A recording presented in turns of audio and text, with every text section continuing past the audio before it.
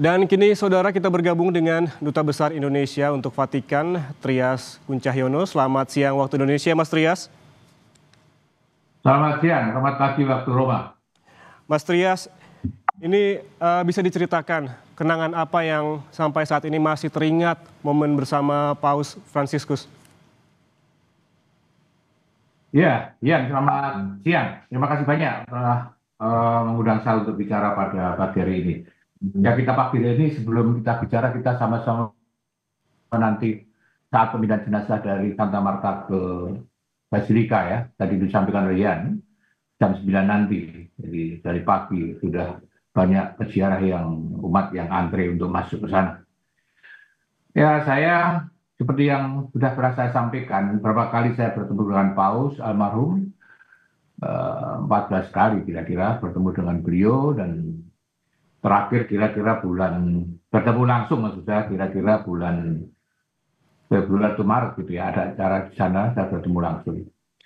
Bagi saya, sejak pertemuan pertama dulu, tahun Desember 2023, 11 Desember 2023, ketika saya menyampaikan kredensial surat kepercayaan sebagai Duta Besar untuk Tata Suci Vatikan, bisa Vatikan, Paus itu menurut saya memang sosok yang sangat perhatian, ya, perhatian. Itu bisa saya katakan, kenapa saya katakan sangat perhatian, karena setiap kali kita berbicara, Paus selalu melihat langsung eyes to eyes dengan lawan bicara itu, tidak pernah menoleh ke kiri atau ke kanan sama sekali. Artinya begitu perhatian pada lawan bicaranya, itu dan kemudian yang nampak di kita, dia cepat hafal dengan kita semua. Karena dalam pertemuan saya yang kedua atau ketiga itu, dari sekitar 14 kali pertemuan itu, Paus sudah mengenal saya. Karena ketika bertemu, Paus langsung mengatakan, we meet again, Ambassador Indonesia. Langsung mengatakan begitu, artinya mengenal. Dan ketika pertemuan pertama, maka saya sangat terkesan ketika pertemuan yang terakhir itu. Tadi saya sampaikan kira-kira bulan Februari atau Maret, saya lupa, ada acara di Santa Marta, bukan di Basilika, bukan di Istana Kepausan, tapi di Santa Marta. Saya hadir di situ dalam pertemuan bisnis. Ya, kemudian saya duduk di paling depan. Ketika Paus masuk ke ruangan dengan duduk di kursi roda didorong, itu yang tanpa saya duga, kursi roda didorong dan mengarah ke saya. Jadi Paus persis berhenti di hadapan saya, berhenti, dan saya berdiri di situ. Paus saya kaget, mengarah ke saya, Paus ke sana, dan kemudian seperti biasa saya nyalami beliau yang menyampaikan sebelum saya mengatakan I am Indonesian Ambassador. Paus sudah mengatakan Indonesia Ambassador, ya, kabar gitu ya. Itu jadi saya sangat mengesankan ya, artinya sangat mengenal. Dan tadi saya sampaikan sangat perhatian. Tapi yang sangat mencolok bagi saya dan buat banyak orang tentu yang sudah kita lihat juga, masyarakat sampaikan, tadi saya juga lihat siaran dari Kompas TV bagaimana suasana di kedutaan besar Vatikan di Jakarta, di Nusa Karena apa? Jatuh hatinya banyak orang kepada sosok Paus, dan itu juga saya rasakan, ya, kesederhanaannya, kerendahan hatinya, kerendahan dan kerendahan hatinya, itu yang sangat menonjol dalam diri Paus. Kita lihat waktu berkunjung Indonesia dulu, Paus tidak menggunakan mobil, belum kali-kali saya sampaikan, tidak menggunakan mobil yang sangat mewah, ini dan itu, sedan atau apa, tapi memilih mobil yang banyak digunakan oleh masyarakat Indonesia. Bahkan di Roma, di Vatikan, sehari-hari Paus juga, saya katakan hanya menggunakan mobil yang sederhana juga. Ya. Meskipun sebetulnya saya pernah baca dan dengar bahwa Paus mendapat sumbangan mobil dari pabrikan di Jerman sana, tapi mobil diterima, kemudian dijual, dan kemudian duit hasil penjualan itu disumbangkan kepada masyarakat banyak yang membutuhkan, yang kurang makan dan sebagainya. Tapi Paus memilih menggunakan mobil yang sangat-sangat sederhana, yaitu yang biasa digunakan masyarakat Italia, ya Fiat 500, mobil kecil warna putih. Ya, jadi itu. Nah, yang sangat menonjol bagi saya selain sederhana itu, Paus adalah sosok yang konsisten. Konsisten dari awal sampai akhir. Konsisten pada kesejahteraan, konsisten pada perjuangan untuk menciptakan perdamaian. Ya, kita lihat dalam pesan terakhir pada saat memberikan berkat Urbi et Orbi hari Minggu pada Minggu Paskah. Sekali lagi pada saat terakhir Paus masih menyerukan perdamaian di sebuah negara, di konflik di Timur Tengah antara Palestina, Israel dan Palestina, konflik di Ukraina, konflik ketegangan juga di sebelah negara di Kongo Selatan, di negara Afrika, kemudian di Yaman, kemudian disebut juga di Azerbaijan, kemudian disebut juga di Myanmar. Artinya apa? Itu konsisten terhadap upaya untuk mencari perdamaian.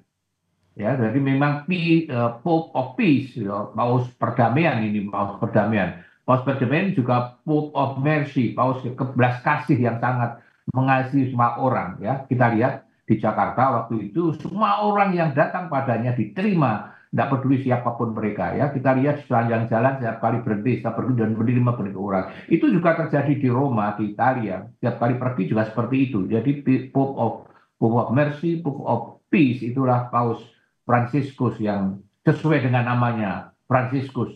Fransiskus adalah Yesus Asisi adalah seorang orang kudus dari Asisi yang memperjuangkan kesederhanaan dan hidup dalam kesederhanaan seperti yang dilakukan oleh Paus Fransiskus dan juga pejuang kemerdekaan, perdamaian. Itu karena pada waktu Satu Fransiskus dulu pecah perang salib, kemudian mendatangi Sultan di Mesir untuk tidak usah dilanjutkan perang ini, mari kita damai saja. Meskipun usaha itu gagal, tapi itu adalah cerminan bahwa usaha Satu Fransiskus dulu untuk mengusahakan perdamaian. Dan sekarang dilakukan oleh beberapa waktu lalu sampai terakhir oleh Paus Fransiskus. Saya rasa ini catatan yang sangat penting bagi Paus Fransiskus kalau saya katakan apa yang saya kenal.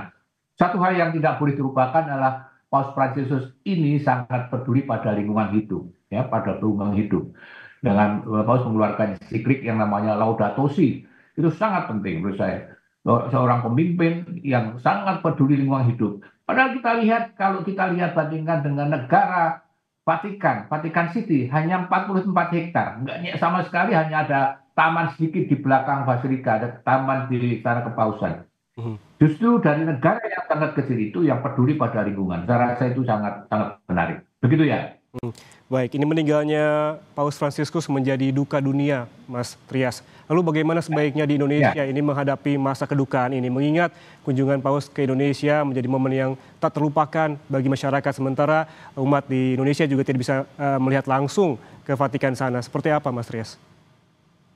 Ya, saya rasa saya harus mulai bicara dari ketika saya bertemu Paus tanggal 20 tahun 23, ketika saya kembali menyampaikan undangan kepada Paus, undangan pemerintah, undangan presiden, rakyat Indonesia, undangan gereja, undangan umat, agar supaya Paus datang ke Indonesia pada waktu itu.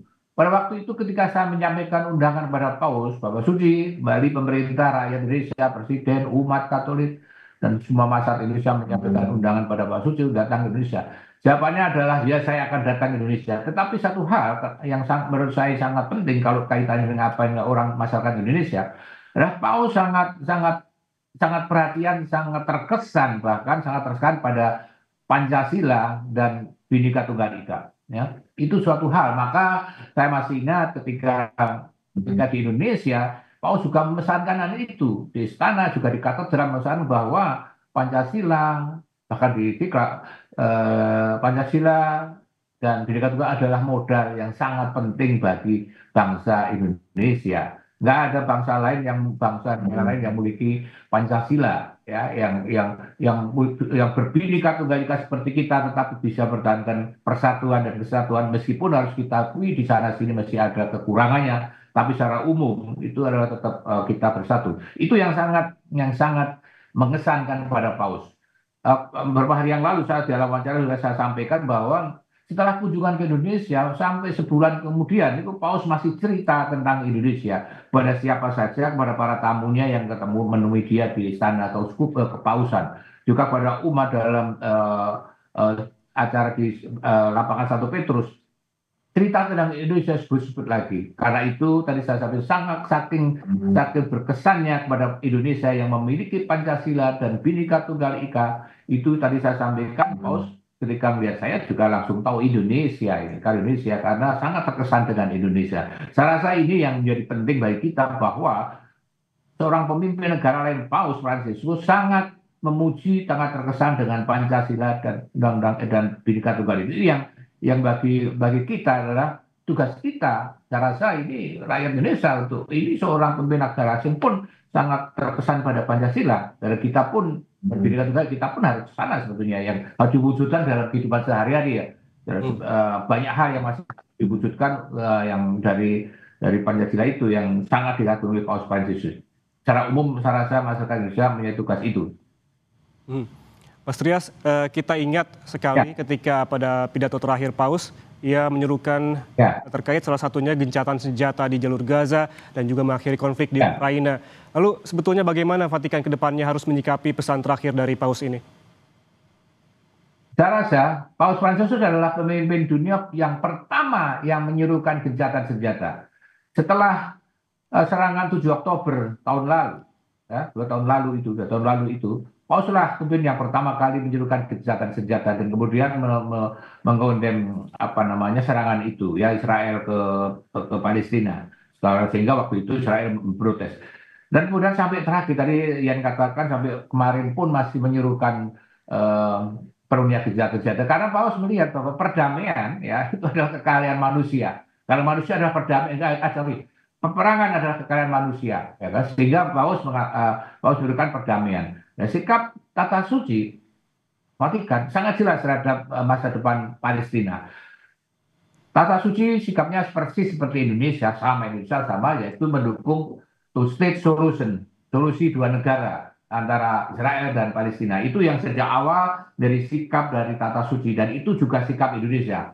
Karena itu tata suci Vatikan sangat mendukung berdirinya negara Palestina dan kita juga. Dan karena itu pula saya sampaikan Vatikan, Paus menentang ketika Amerika dan Trump menyuruhkan untuk mengeluarkan semua orang Palestina keluar dari Gaza, harus keluar itu, harus dicabut, pindah kemana-mana negara lain itu. Itu Vatikan menentangnya. Karena apa? Dengan keluar dari Gaza, menurut Imat Vatikan, saya dapat baca ini adalah mereka akan kehilangan tanahnya. Ya, bagi Vatikan, Palestina adalah tanahnya orang Gaza adalah tanah orang Palestina. Ya, jadi kalau mereka keluar dari Gaza artinya akan kehilangan tanah itu. Sehingga gagasan untuk mengeluarkan orang Palestina, orang Gaza dari tanah Palestina ditentang oleh Vatikan. Dan saya rasa ini adalah sikap yang pasti akan diteruskan oleh pengganti Paus yang mendatang. Bahwa inilah sikap tata suci, sikap Vatikan terhadap Palestina yang mendukung two state solution dan karena itu meninggalnya Paus kemarin saya baca dari Vatikan itu bahwa orang-orang Palestina merasa sangat kehilangan sosok yang sangat mendukung sosok yang seorang pemimpin yang bagaikan saudara merangkul mereka dalam kedukaan itu yang itu karena mereka sangat merasa sangat kehilangan. Sekali lagi saya rasa sikap tata suci ke depannya juga akan tetap sama tentang mendukung two state solution dan menentang dikeluarkannya orang Palestina dari Gaza. Baik. Kira-kira itu. Ya, artinya perdamaian selalu digelorakan oleh Paus Fransiskus. Juga ia concern pada Ya, perdamaian yang ada di jalur Gaza. Mengingat juga kami mendapatkan informasi bahwa Paus ini hampir setiap bulan melakukan gereja di jalur Gaza untuk menanyakan bagaimana kondisi di sana. Terima kasih telah ya. bergabung bersama kami, Duta Besar Indonesia untuk Vatikan Trias Kuncahyono. Sehat selalu.